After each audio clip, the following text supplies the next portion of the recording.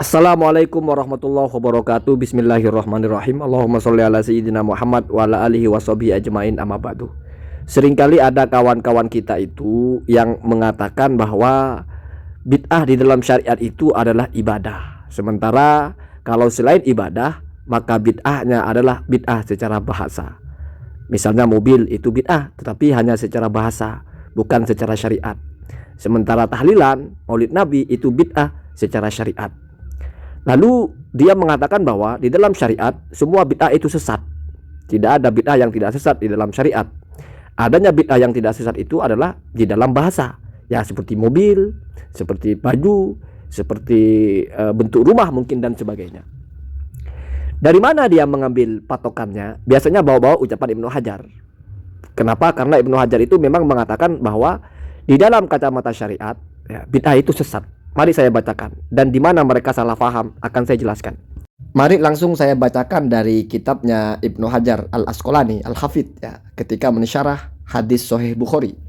Qauluhu qala Umaru ni'mal bid'atuh, ya. Penjelasan tentang ucapan Sayyidina Umar sebaik-baiknya bid'ah, ya. Fi ba'dir riwayati nikmatil bid'atuh. Di bagian riwayat yang lain ditulisnya adalah nikmatil bid'atuh biziyadati ta'in, dengan menggunakan ta. Jadi kalau di sini nikmah, ada di riwayat lain itu nikmat, ya. Wal bid'atu, adapun bid'ah asluha secara mendasar, atau ini difahami secara bahasa, atau makna dasar dari bid'ah, ma uhdisa adalah sesuatu uhdisa yang dibarukan atau diadakan dan baru, ala ghairi mithalin sabikin, dengan cara atau dalam keadaan tidak ada contoh sebelumnya. Jadi sesuatu yang baru yang tidak pernah ada contoh sebelumnya itu disebut bid'ah. Ini mencakup apapun.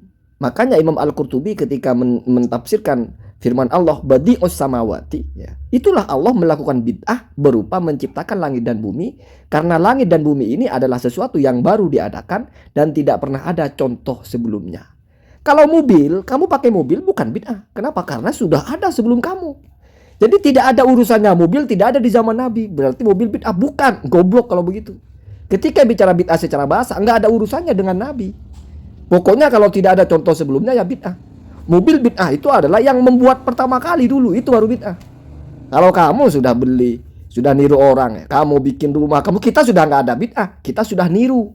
Semuanya kita hanya mencontoh, ya. Kalaupun ada mungkin kebodohan yang tidak pernah ada sebelumnya, itu mungkin, ya. Wallahu a'lam, ya. Jadi kalau bicara bid'ah secara bahasa, nggak ada urusannya itu dicontohkan Nabi, dicontohkan sahabat, tidak ada. Allah saja bid'ah dalam hal membuat langit dan bumi, karena tidak pernah ada contoh sebelumnya. Nyanya ini kembali ke mana? Kepada apapun, ya. Karena di situ tidak dikaitkan dengan syariat, tidak dikaitkan dengan apakah ada di zaman Nabi atau tidak. Jadi kalau kawan-kawan sebelah mengatakan mobil itu tidak ada di zaman Nabi, sekarang bid'ah, goblok itu. Kalau dia maksudnya bid'ah secara bahasa. Kalau bid'ah secara bahasa, mobil bukan karena tidak ada di zaman Nabi, tetapi dulu orang pertama kali naik mobil itu baru bid'ah. Kalau kita sudah ikut orang, Pak. Nah, di sini, di bagian ini mereka selalu memelintir mungkin, ya. Watut laku, dan dimutlakkan bid'ah itu, ya. Artinya dipakai bid'ah itu atau difahami bid'ah itu fi syar'i, di dalam pembicaraan syariat atau di dalam kacamata syariat, fi muqabili as-sunnati, ya. Itu tentang sesuatu yang menyelisihi atau berseberangan dengan sunnah. Fatakunu madmumatan, maka tentu semuanya adalah tercela, ya. Jadi ini, kalau syariat yang berbicara tentang bid'ah, ya, artinya kalau bid'ah difahami secara makna hakiki syar'i, yaitu definisi yang ditetapkan oleh syariat, maka artinya satu saja, yaitu yang menyelisihi syariat, kebalikan dari ajaran syariat, muqabilu as-sunnah. Dan itu pasti sesat, itu pasti terlarang. Kita diajarkan untuk mentaati syariat. Kamu melakukan sesuatu yang berlawanan dengan syariat, maka itu namanya bid'ah yang pasti tercela. Bukan hanya ibadah, Pak. Syariat menyuruh kamu melakukan sesuatu, misalnya dalam muamalah, lalu kamu melakukan itu berbeda dengan yang diajarkan, ya itu juga termasuk bid'ah dalam syariat. Bahkan dalam kebiasaan pun syariat mengajarkan bahwa kita boleh makan makanan yang halal. Lalu kamu memakan makanan yang haram, berarti kamu makan itu bid'ah, jelas secara syariat. Kenapa? Karena kamu keluar atau menentang ajaran. Jadi fokusnya kepada apa yang kamu lakukan itu, baik itu ibadah, baik itu kebiasaan atau apapun. Kalau sudah menentang ajaran syariat, maka itulah yang disebut dengan bid'ah secara syariat dan tentu tercela. Kalau ada pertanyaan, lalu apa maksudnya ini adalah disebut bid'ah? Bukankah itu hanyalah melanggar syariat? Artinya namanya melanggar syariat tidak bicara baru atau tidak baru. Jawabannya adalah karena setiap kamu melakukan sesuatu yang melanggar syariat dalam apapun, dalam sholat, puasa, zakat, ibadah atau apapun, kalau sudah kategori melanggar syariat, berarti tidak pernah dikerjakan oleh Rasulullah. Karena Rasulullah tidak pernah melanggar syariat. Ya. Kecuali kalau tidak sengaja lain. Ini maksudnya kamu sengaja.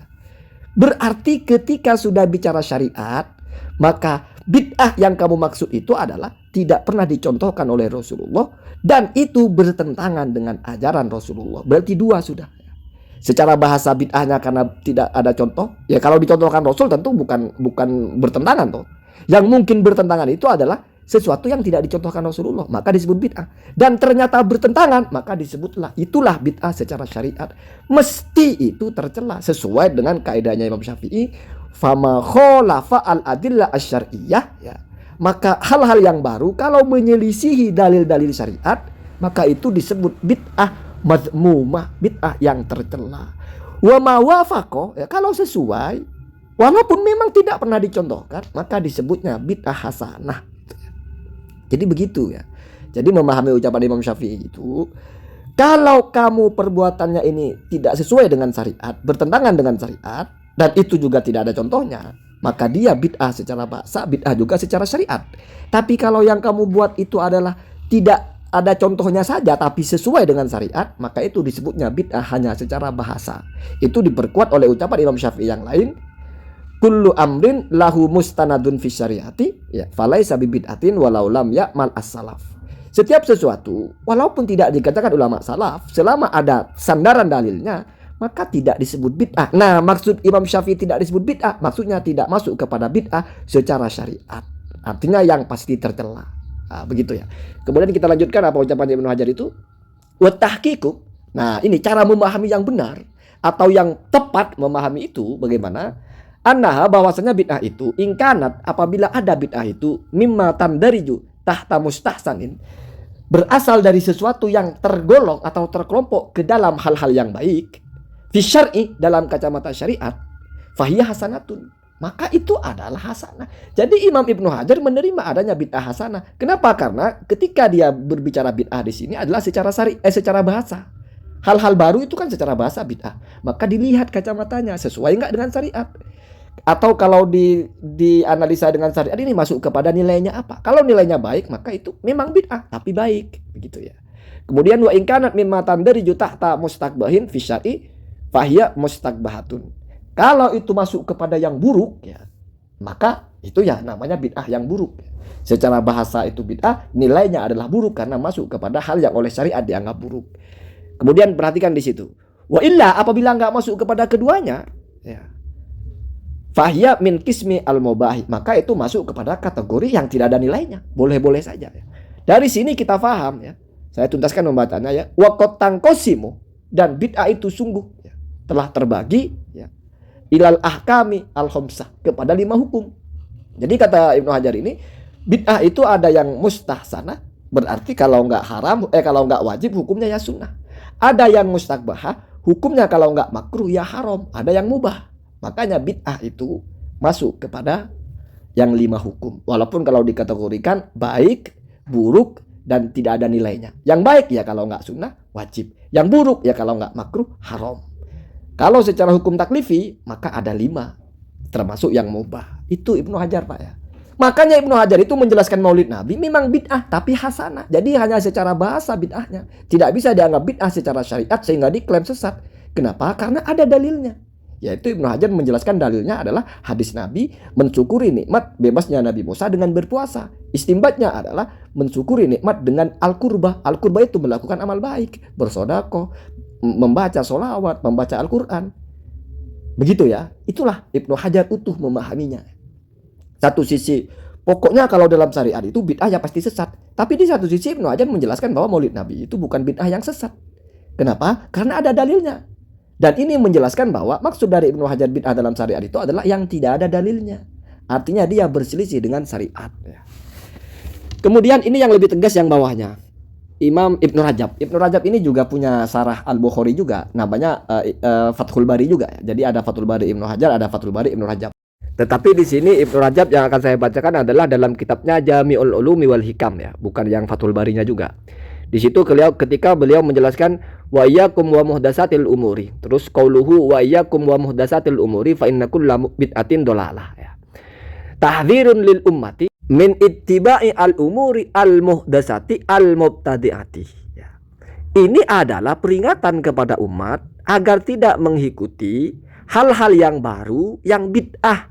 Jadi disebutnya al umur al muhdatsa al mubtada'ah. Hal-hal yang baru, tidak ada contoh sebelumnya, dan juga tergolong bid'ah ya. Wa akada dzalika biqaulihi, lalu ada nas yang memperkuat hal itu biqaulihi kullu bid'atin dolalah, yaitu dengan sabda Nabi setiap bid'ah itu adalah sesat. Al bid'atu, bid'ah itu, wal muradu bil bid'ati, adapun yang dimaksud dengan bid'ah ma'uhdisa adalah sesuatu yang baru diada-adakan, tidak ada sebelumnya, mimma la aslalahu, berupa sesuatu yang tidak punya dasar atau tidak punya dalil fi syariati, di dalam syariat, yadullu alaihi, yang menunjukkan hal itu.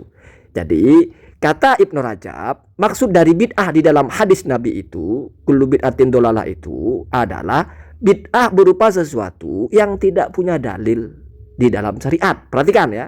Jadi itu adalah bid'ah secara syariat. Maka benar itu adalah sesat. Jadi kalau kamu mau memaknai kullu bid'atin dolalah, semua bid'ah adalah sesat, maka berarti maksudnya ini kacamatanya kacamata syariat. Lalu apa kacamata syariat tentang bid'ah itu? Yaitu yang tidak punya dalil ya. Kemudian diteruskan, maka nalahu aslun, sesuatu yang punya dalil ya. Jadi ini mau bicara tentang sesuatu yang memang tidak ada contoh sebelumnya tetapi punya dalil. Fa amma maka nalahu aslun, adapun sesuatu yang diada-adakan tetapi dia punya dalil minasyar'i, dari syariat, yadullu alaihi, yang mana dalil itu menunjukkan atasnya ya. Jadi ada petunjuknya dalam syariat ya. Falaisa bid'atin, maka tidak disebut bid'ah syar'an secara syariat atau dalam kacamata syariat, wa in kana bid'atan, walaupun dia memang adalah bid'ah lughatan secara bahasa ya. Jadi begitu ya. Jadi dari dua Imam Al-Hafidh ini yang sama-sama mensyarah Fathul Bari ini, judul kitabnya juga sama walaupun yang bawah ini kita ambil bukan dari Fathul Barinya ya. Mereka sepakat bahwa kalau di dalam syariat bid'ah itu adalah fokus kepada ada dalilnya atau tidak. Tidak lagi fokus ada contohnya atau tidak. Kenapa? Karena kalau sudah ada dalilnya maka tidak butuh ada contohnya. Kalau sudah ada contohnya tidak mungkin tidak ada dalilnya. Karena contoh itu fi'li Rasul, itu perbuatan Rasul adalah dalil fi'liyah. Faham ya? Faham. Jadi kalau sudah bicara masalah syariat, maka bid'ah itu adalah yang tidak ada dalilnya, bukan soal contoh. Kenapa? Karena walaupun tidak ada contoh, kalau ada dalilnya berarti itu adalah diajarkan. Atau misal ada contohnya tapi tidak ada dalilnya, itu goblok. Karena contoh adalah sudah berupa dalil atau sudah merupakan dalil. Lalu Ibnu Rajab menegaskan bahwa ada kalanya hal-hal itu memang tidak ada contohnya, tetapi tidak disebut bid'ah secara syariat karena ada dalilnya, dan disebut bid'ah secara bahasa karena tidak ada contohnya. Artinya cuma fokus kepada bahasa, tidak ada sebelumnya. Kalau nilainya ya bukan bid'ah. Itulah yang disebut sebagai bid'ah hasanah. Tidak ada contohnya maka disebut bid'ah, ada dalilnya disebut hasanah. Kenapa kok bisa disebut bid'ah? Karena secara bahasa tidak ada contoh. Kenapa bisa disebut hasanah? Karena ada dalilnya. Karena kalau bid'ah yang madmumah itu yang tidak ada dalilnya. Kalau mau dipersempit, itu bid'ah hanya secara bahasa, tidak secara syariat. Kenapa disebut bid'ah secara bahasa? Karena contohnya tidak ada. Artinya dia mengadakan sesuatu yang baru yang tidak ada contohnya. Kenapa disebut tidak bid'ah dalam syariat? Karena kalau syariat bicara bid'ah bukan masalah contoh, tapi masalah dalil ya. Jadi kalau kamu mau tahu amaliyah itu bid'ah atau tidak, kalau dalam kacamata syariat maka ditanya apa dalilnya, bukan ditanya apa contohnya.